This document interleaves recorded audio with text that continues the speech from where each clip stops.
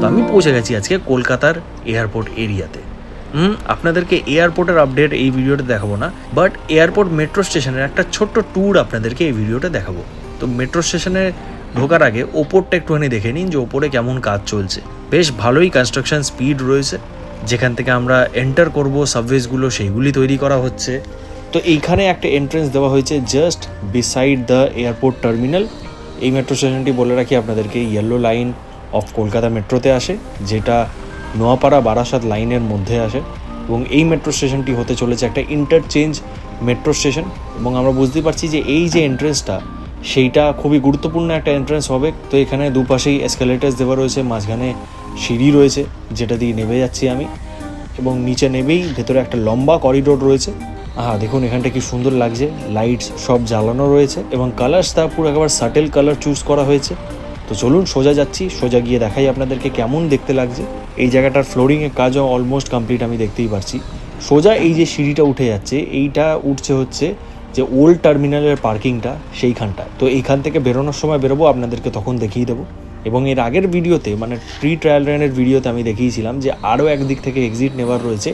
তো সেইটা অন্য দিকের এক্সিট, মানে এই এয়ারপোর্ট মেট্রো স্টেশনের অ্যারাউন্ড 4-5খানা ধরনের এরকম সাবওয়েজ থাকবে যেখান থেকে আমরা এক্সিট করতে পারবো।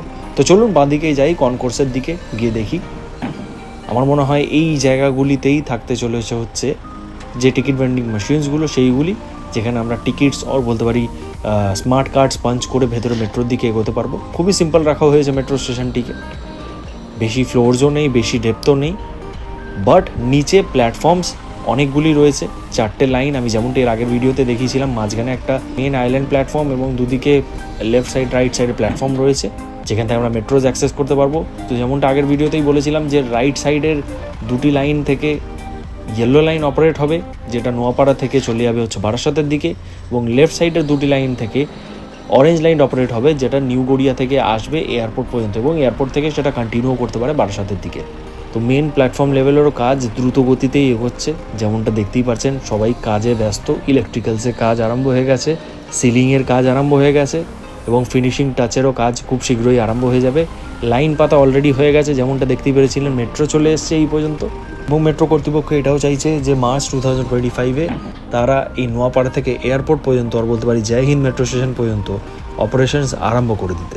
তো সেইটা যদি হয়ে যায়, আমাদের কলকাতা এয়ারপোর্ট থেকে আমরা মেট্রো ধরে ডাইরেক্ট হাওড়া পর্যন্ত অ্যাক্সেস করতে পারবো, এবং আমরা যদি নিউ গড়িয়া হয়ে রুবি পর্যন্ত যেতে চাই সেটাও অ্যাক্সেস করতে পারবো। এবং হোপফুলি রুবি থেকে সায়েন্স সিটি আর বলতে পারি বেলেঘাটা পর্যন্ত সামনের বছরে অপারেশনস আরম্ভ হয়ে যাবে। কিছুদিন আগে আমি স্লো ট্রায়াল রানসও দেখেছিলাম।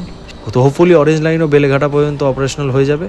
তো আশা করছি আজকের ভিডিওটি আপনাদের ভালো লেগেছে। যদি ভালো লেগে থাকে অবশ্যই জানেন আপনারা লাইক, শেয়ার অ্যান্ড সাবস্ক্রাইব করে যাবেন। দেখা হচ্ছে আপনাদের সাথে পরের এরকম একটা দুর্দান্ত ভিডিওতে। ততক্ষণ কি ভালো থাকুন, সুস্থ থাকুন এবং দেখতে থাকুন আপনার প্রিয় channel West Bengal with Rohit.